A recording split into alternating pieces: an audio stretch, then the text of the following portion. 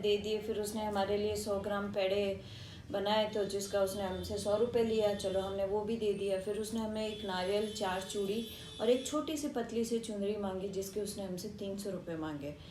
फिर भी हम श्रद्धा भाव से उसको देते जा रहे थे। उसने मतलब ये काम कनेक्टिविटी के साथ में इतने तरीके से और इतने सहज भाव से किया जा रहा था, हमें नहीं पता था कि वो सारी की सारी एक प्लानिंग है किसी को आपके चक्रव्यूह में फंसाने की। हम लोग इतनी समझदारी से इतना सब घूमते, अकेले घूमते, बट ये जो अनुभव हमारे साथ में था, मतलब आप देखिए कि दिल दहलाने वाली चीज़ है, जो कि धीरे धीरे आपको समझ में आएगी कि हम कहाँ पे जाके ट्रैप हो गए थे।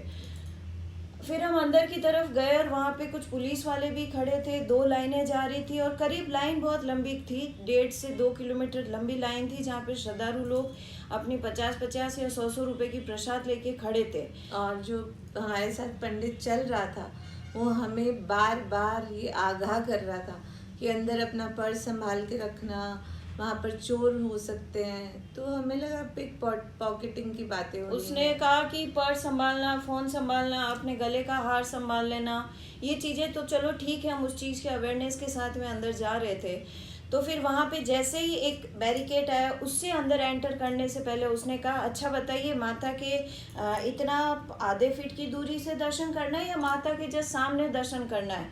तो उसने कहा, देखो आधे फीट की दूरी से दर्शन करोगे तो 1100 रुपये लगेंगे, और अगर आप जस्ट सामने जाओगे तो 2100 रुपये। तो हम दोनों ने एक दूसरे को देखा, तो हमने कहा चलो 1100, तो उन्होंने कहा 1100 और दो, क्योंकि पर हेड 1100 रुपये है। तो हमें थोड़ा सा विचित्र लगा, तो चलो ठीक है, वहाँ पे हमने उसको 1100 रुपये दे दिए। फिर थोड़ा सा और अंदर एंटर गए, पतली गलियों से होते हुए बार बार बोले, दीदी अपना पर्स संभालना, दीदी अपना फ़ोन संभालना, दीदी अवेयर रहना, या चोर है। और जैसे ही हम मंदिर के पास में एक पतली सी लाइन थी जहाँ लोगों को ठूसा गया था, उससे फिर हमें ऊपर चढ़ाया गया। तो वहाँ पंडित जी ने जैसे तैसे लोगों को धक्के देके हमें लाइन में घुसाया। बोले कि अच्छा यहाँ से पूजा करोगे या नीचे से पूजा करोगे? मगर जहाँ से आप हमें पूजा करवाएंगे। वहाँ से हम दोनों को अलग कर दिया गया, मुझे पहले उस लाइन में घुसाया गया। वहाँ से उस पंडित, वहाँ एक जो पंडित खड़े थे पीले कलर के वस्त्र पहने हुए थे, आज भी एक एक इंसान का चेहरा हमें याद है।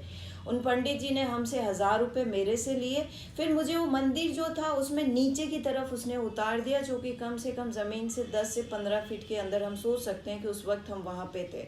तो जैसे उन्होंने इतनी कि आपको समझ ही नहीं आ रहा था हो क्या रहा है, एक के ऊपर दूसरा गिर रहा था। ऐसी बुरी हालत में हम दोनों बिल्कुल अलग हो गए।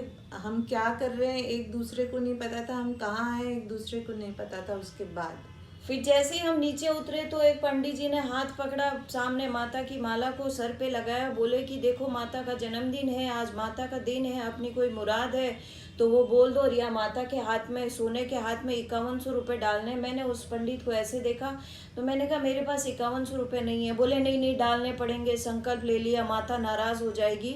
उसने बहुत ज़्यादा डर क्रिएट करने की कोशिश की, तो मैंने उसको अपने पास से 500 रुपये दे दिए। बोले 500 रुपये नहीं होते। देन उसने मेरे पर्स को या फिर मुझे टाइट पकड़ के, और जैसे होता है ना कि कोई आपको डरा के धमका के किस तरीके से आपसे पैसे ले रहा है, क्योंकि उसको पता था कि ये लोग नए हैं, वहाँ कोई किसी तरह का कोई रूल नहीं था, किसी तरह का कोई प्रोटेक्शन नहीं था, पुलिस नहीं थी वहाँ पर।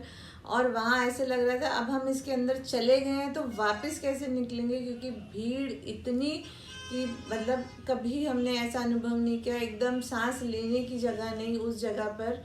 इस तरह से माता के नाम से इनसे अलग, मुझसे अलग उन्होंने 2-2 हज़ार रुपये और लिए। वहाँ से जैसे ही लग रहा था तो वहाँ ना तो कोई भैया मुराद याद आ रही थी, ना माता को देख के कुछ ऐसी श्रद्धा भाव आ रहा था। सिर्फ मन में और आत्मा में एक ही चीज थी निकल जाए कि यहाँ से सेफली निकले और अपने परिवार के पास पहुँच जाए। तब सारी श्रद्धा, सारी उमंग, सारी भावनाएं, सारी उत्सुकता सब कुछ खत्म हो चुकी थी। एक इंसान ने 2000 रुपये मेरे से लिए, माता की एक चुन्नी ओढ़ाई। जब दूसरे पंडित ने कहा कि अब ये दूसरा दो, यहाँ माता के जीभ के अंदर एक स्पेस होता है वहाँ डालना है, तो मैं उन पंडित जी को देख रही थी। मैंने कहा मेरे पास नहीं है, पर्स में ख़त्म हो गया। गलती ये हुई कि मेरा पर्स उनके जस्ट सामने, जिसको मैं बहुत ही टाइटली होल्ड करके खड़ी हुई थी, तो उस पर्स में से फिर मैंने 500 रुपये दिए। फिर उसने मेरे से 1000 रुपये लिए उस वक्त, और जैसे ही मैंने 1000 रुपये दिए, उसने मेरे से जो माता की चुन्नी उसने सर पे उड़ाई थी, उस चुन्नी को उसने खींच लिया, और वो इतना बुरी तरीके से स्नैचिंग था।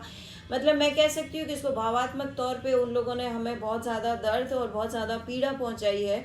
तो जैसे ही उसने चुन्नी खींची तो वहाँ पे वो ऑलरेडी मेरे से 3-3.5 हज़ार ले चुके थे, इनसे 2 हज़ार रुपये ले चुके थे, और फिर बोले हमें भीड़ में धकेल दिया। तो मैं वहाँ थोड़ा सा चिल्लाई, मैंने कहा ऐसा क्या तरीका होता है कि आप माता के दरबार में हमें चुन्नी देते हो, और इतना लालच आ गया कि चुन्नी वापस छीन ली। चुन्नी के नाम पे उन्होंने एक पतला सा लाल कपड़ा हमको दे दिया कि तुम ये लेके जाओ, 2 हज़ार रुपये में इतना ही मिलता है, 3 हज़ार में इतना ही मिलता है।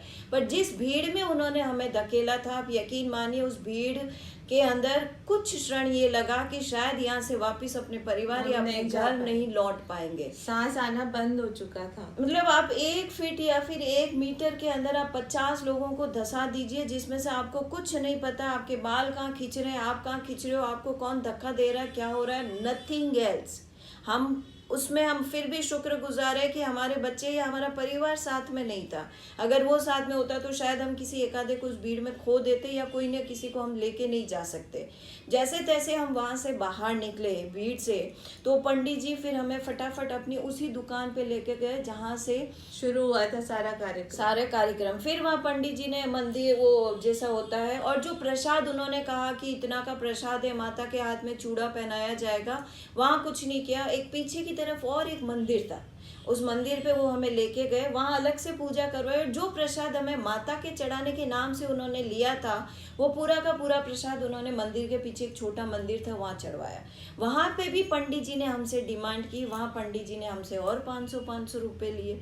फिर हम उस दुकान तक पहुँचे, उस दुकान पे गए तो पंडित जी ने हमें प्रसाद दिया, और वो जो हरिओम हरिओम हरिओम करके माता के 4 मंत्र जो हम लोग रूटीन में बोलते हैं वो बोले, और फिर उसके बाद में उन्होंने हमें प्रसाद दिया। बोले आप श्रद्धा अनुसार पंडित जी को कुछ देना चाहो तो फिर हम लोगों को गुस्सा आ गया। दीदी ने थोड़ा सा उनको हड़काया कि यार तुम्हें बच्चा वैसे पीछा छोड़ा किया है। कम से कम 7 पंडित हमारे ऊपर बहुत बुरी तरीके से चिल्ला रहे थे। हमारा सिर्फ और सिर्फ एक ही था कि जैसे तैसे भैया यहाँ से बाहर निकले। पुलिस वाले भी थे, उनको भी पता था कि यहाँ पे अगर कोई बाहर से आ रहा है तो उसके साथ में इस तरीके से हो रहा है। तो हम जितने भी श्रद्धालु हैं भैया, उनसे ये विनम्र निवेदन करते हैं कि आप ऐसी जगह जाएं तो सोच समझ कर जाएं, पूछ कर जाएं, और इस तरह के किसी भी जो ट्रैप में बिल्कुल भी ना फंसे। श्रद्धा मन से होती है, माँ सबके साथ रहती है, इसके लिए आपको इतने बवंडर में फंसने की ज़रूरत नहीं है। और वहाँ का जो मैनेजमेंट था, मुझे बड़ा अफसोस हुआ कि हम इतने मंदिरों में गए, इतने सारी अच्छी बड़ी जगहों पे गई, वहाँ कोई मैनेजमेंट नहीं था, कोई सिक्योरिटी नहीं थी, कोई सेफ्टी नहीं थी। जब हम वहाँ से बाहर आके उसमें बैठे, जो ड्राइवर हमारे साथ था वो पिछले 30 सालों से कलकत्ता में रहता है, और वो बोला दीदी मैं आज तक कभी काली मंदिर नहीं गया, क्योंकि हमको यहाँ की सारी हकीकत पता है। तो जाओ यहाँ के लोकल लोग तक नहीं जाते हैं, वो भी डरते हैं। तो हम लोगों के अंदर ये अवेयरनेस होनी चाहिए। और मैं जो यहाँ का कलकत्ता का प्रशासन है उनसे हाथ जोड़ के विनती करती हूँ कि जो चीज़ हमारे साथ हुई वो किसी और के साथ ना हो, या फिर जिन्होंने ये किया है वहाँ कैमरा लगे हुए हैं, सब कुछ लगे हुए हैं, आप जाके देखिए अगर हम झूठ बोल रहे हैं तो।